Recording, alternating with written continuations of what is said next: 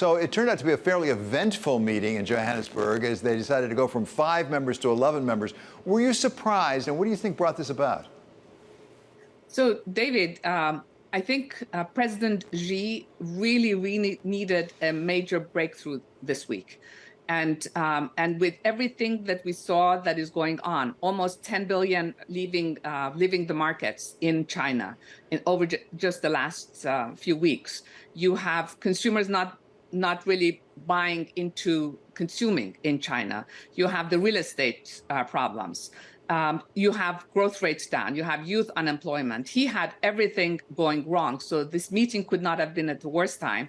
And he really worked hard to convince the other members, including Modi and Brazil, to agree to this extension. And it seems like the timing was good for India. You know, India did manage to be the 4th country that landed on Moon this week, while Russia actually could not land on Moon, even though it had been an early player in space.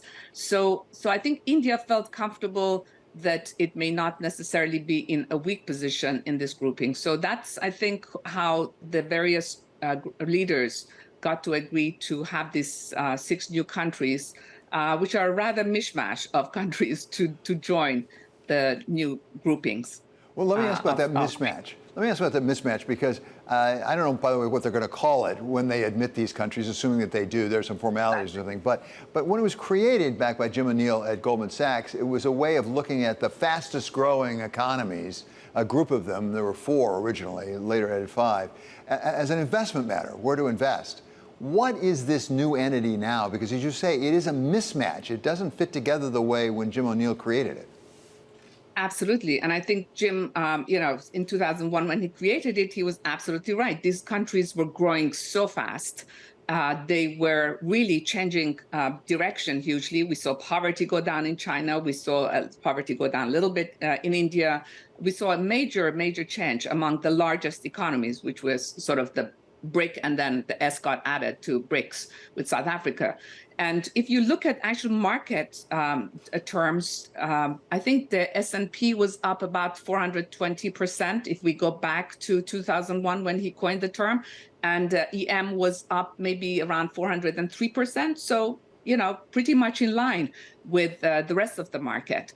Things changed a lot by the time that the actual organization got set up in 2006, and then really started going downhill, particularly because of China, Russia, and South Africa's returns being so negative. So now, you went from a group that had some cohesion in terms of economic growth to a group, even before the 6 got added, that have really very little to do with each other economically.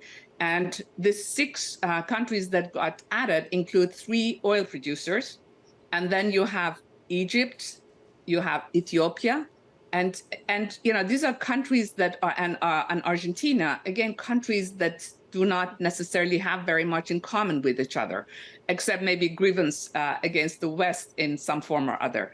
And moving forward, like you said, it will be interesting to see what name they come up with, but it's much more of a geopolitical group versus what Jim really was talking about, which was an economic bloc. Well, let's focus on what Jim was originally focusing on. With the addition of these new countries, does it make the countries, any of them, more investable? Does it address some of the issues you've already mentioned for President Xi? Does it make his economy stronger at all to have this expanded BRICS? First of all, you're going from a group of countries, these 5 account for close to about a third of the world's purchasing power parity. If we go with PPP, they account for about a third of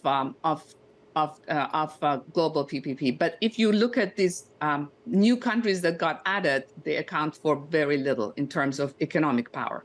So they're not really bringing in. They're bringing in a lot of population, but again, not the largest countries necessarily in terms of population and consumers.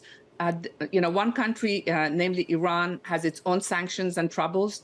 And what we saw already with Russia being part of this entity, the BRIC Bank that is trying to lend kind of anemically to the bloc was not able to help Russia in its time of need. So it is not clear that this grouping is really functioning very well economically. Afsaneh, as you suggest, most economists I've heard from are skeptical about the U.S. dollar losing its position as a reserve currency.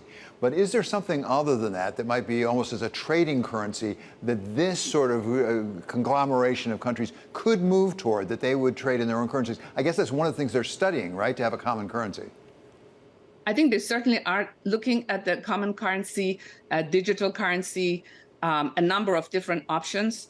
I think that if we look at it very carefully, these countries are so disparate from each other. I see very little likelihood that India would want to have a common currency with China, for example. India is setting up one of the most sophisticated payment systems inside of India. In fact, some countries are working with India because its AI-generated payment systems are extending even to its own rural population. The question of India moving away to give that sort of power up to have one common currency with this group, I think, is very unlikely.